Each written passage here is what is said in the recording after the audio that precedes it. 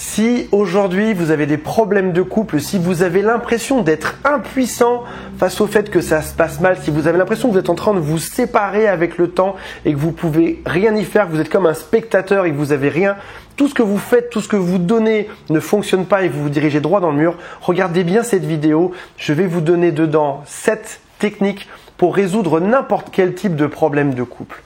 Et je vous dirai aussi dans la vidéo un peu plus tard pourquoi est-ce que je sors cette vidéo aujourd'hui et quel est le lien avec ce qui se passe juste aujourd'hui.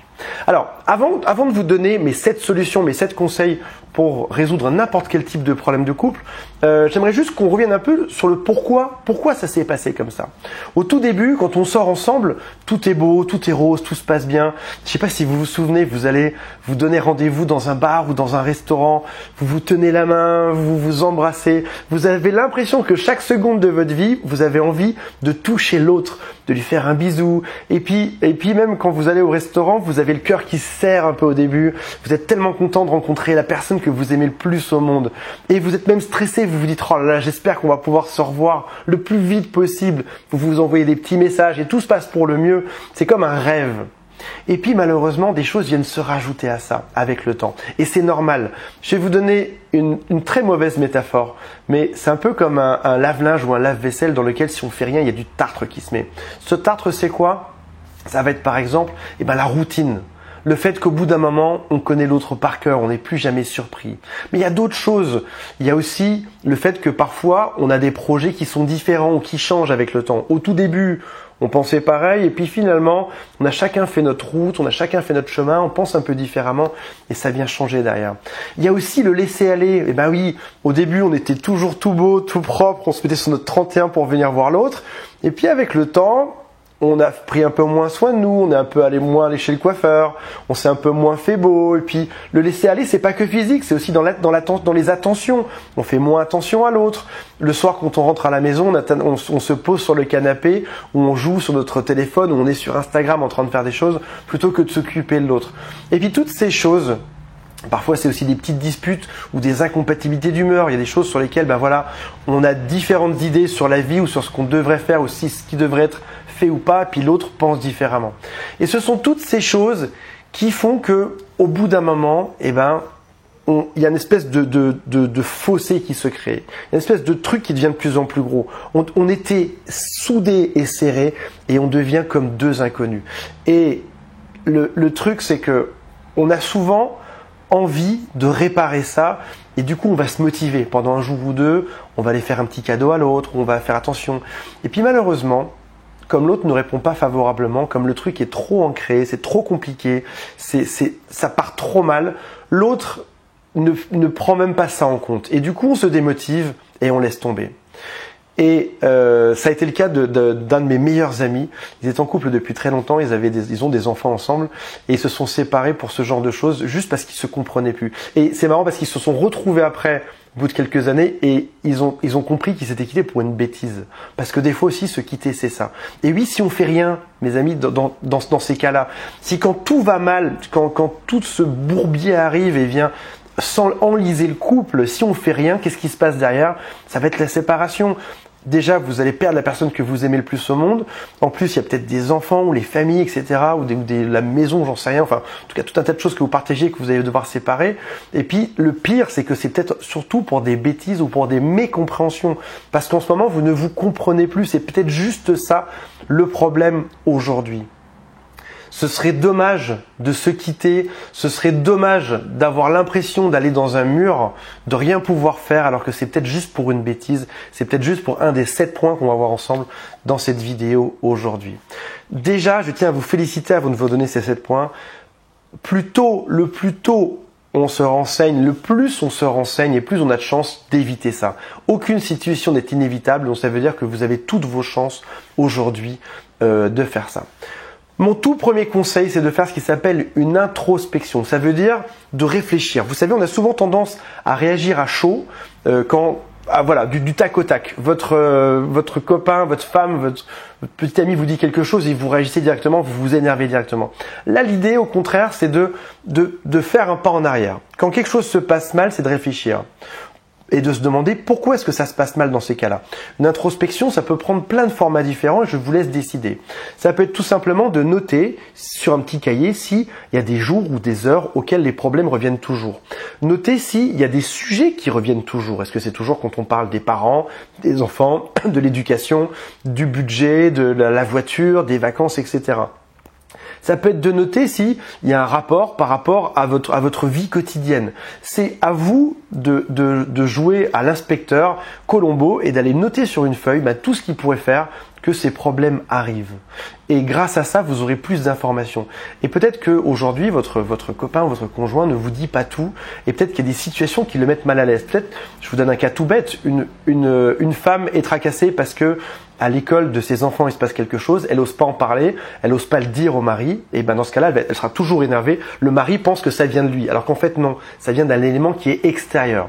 L'introspection, c'est important parce que vous allez pouvoir, c'est un peu comme quand on analyse un tueur en série, bon, c'est pas le cas de votre conjoint, mais quand on analyse quelqu'un, trouver son modus operandi, son MO, comme ils disent dans les séries américaines. En trouvant son MO, vous allez pouvoir comprendre ce qui se passe et qu'est-ce qui fait que la personne réagit toujours mal. Plus au mieux vous allez gérer ces désaccords et au mieux vous allez désamorcer les conflits. Deuxième conseil, c'est prendre le temps de présenter des excuses. On est souvent dans une guerre d'ego dans un couple. On est souvent deux personnes avec un caractère qui se battent face à quelque chose. Et on a toujours envie, que ce soit l'autre qui vienne s'excuser. Parce que c'est ce qu'on aimerait, parce qu'on trouve ça normal. Sauf que, je vous rappelle quelque chose, on est 7 milliards sur Terre. Les 7 milliards trouveraient normal que l'autre s'excuse. Donc on comprend bien qu'il y a un problème. À un moment donné, il faut aussi faire son mea culpa et prendre sa part de responsabilité. Oui, je ne suis pas parfait. Oui, j'ai pas toujours été bon. Oui, des fois je suis désagréable. Et oui, je me comporte d'une certaine manière parce que dans ma famille, on m'a appris à être comme ça. Et probablement que ma femme ou ma copine ou l'autre, on lui a appris à se comporter différemment. Et donc, bien évidemment, moi, dans mon éducation, devrais se comporter comme ça. Sauf que l'autre, dans son éducation, se comporte différemment. Donc, ce qui nous paraît naturel et instinctif pour nous, ne l'est absolument pas pour l'autre. Donc, ça veut dire que même si j'ai l'impression que je ne dois pas présenter des excuses, probablement que je peux faire un petit effort pour comprendre l'autre, pour m'excuser et pour dire que j'ai ma part de responsabilité là-dedans. Si jamais je suis aveugle, si je mets des œillères devant moi, forcément derrière, qu'est-ce qui va se passer? Ça ne marchera pas, bien évidemment.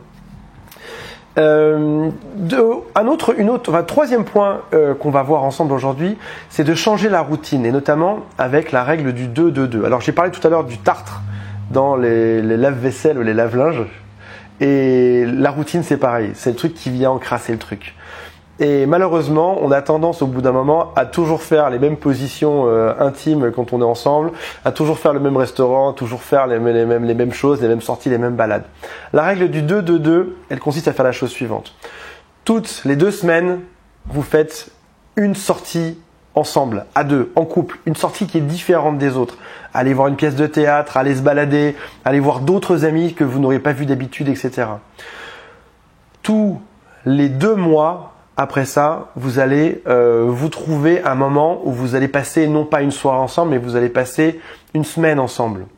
Et si vous avez des enfants, vous les confiez aux grands-parents. Si vous avez des trucs, vous allez passer une semaine tranquillos ensemble pour vous ressourcer.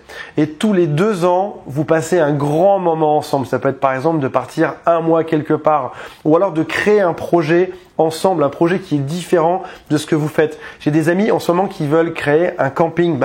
C'est un projet, c'est un gros projet. Et tous les 2 ans, vous avez peut-être un gros projet ou un moyen projet auquel vous pouvez penser ensemble et travailler dessus tous les 2.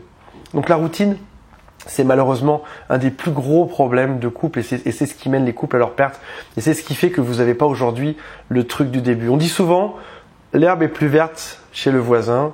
Aujourd'hui, j'aimerais que vous alliez ensemble, non pas chez le voisin, mais que vous alliez ensemble vers de l'herbe plus verte, que vous puissiez créer votre herbe plus verte à 2, que vous y allez ensemble.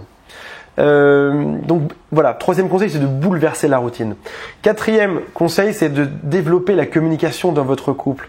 Il y a aujourd'hui, on prête moins attention à l'autre, typiquement parce qu'on est plus sur son téléphone, plus dans nos problèmes de couple, dans notre quotidien, etc. Et on lui prête moins d'attention. Ce soir, peut-être qu'en rentrant, vous pouvez peut-être poser une question à votre conjoint. Comment ça va? Qu'est-ce que tu as fait aujourd'hui? Qu'est-ce que tu as adoré aujourd'hui? C'était quoi le point génial? Ou simplement, qu'est-ce qui s'est mal passé aujourd'hui? Parle-moi-en. Raconte-moi un peu ton boulot, comment ça se passe. Et vous allez voir que votre conjoint, votre copain, copine ou femme, je sais pas comment il faut dire, sera probablement surpris de ça. Et c'est pas forcément en parler pendant 3 heures, mais juste ça, s'intéresser un peu à l'autre, savoir ce qui lui rend heureux ou pas. Et si jamais votre copain ou copine se bloque, n'insistez pas, et puis recommencez peut-être un peu plus tard, ou parlez d'autre chose. Ou tiens, qu'est-ce qu'on pourrait aller faire ce week-end? Ou si on allait se balader demain matin, si on allait prendre un petit déjeuner ensemble demain matin dans un restaurant du coin, ou dans un bar, ou faire quelque chose ensemble tous les deux. En développant cette communication, j'ai un ami qui avait créé le brunch de la communication. Tous les dimanches midi, ils allaient bruncher ensemble pour papoter et puis savoir ce que l'autre attendait, etc. Développez votre communication, c'est le conseil le plus important de l'autre.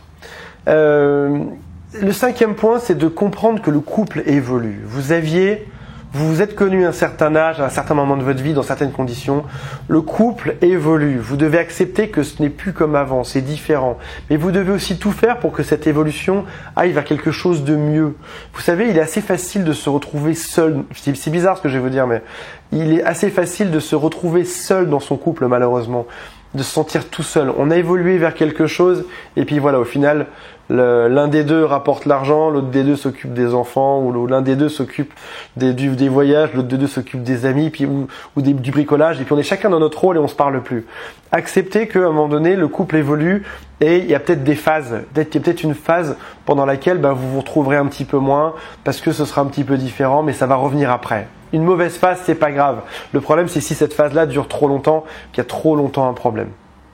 N'hésitez pas aussi à mettre des mots dessus sur cette évolution. Dire tiens, voilà, j'ai remarqué qu'il y a 1 mois de ça, ou 2 mois, ou 6 mois, tu étais plus comme ci, tu étais plus comme ça. Alors, dit comme ça peut sonner comme un reproche, mais peut-être le formuler différemment. Peut-être que voilà, tu te rappelles comme c'était chouette, voilà, positif. Comme c'était chouette il y a 3 mois de ça quand on est parti se balader dans un zoo, ou quand on est parti dans ce restaurant, on a trop rigolé. J'ai adoré ça, tu t'en souviens ou pas? Et là, on avance dans quelque chose et on montre qu'il y a une évolution. On rigolait bien avant, sous-entendu, en ce moment on rigole un petit peu moins. Ça va redonner à l'autre envie de rigoler à nouveau.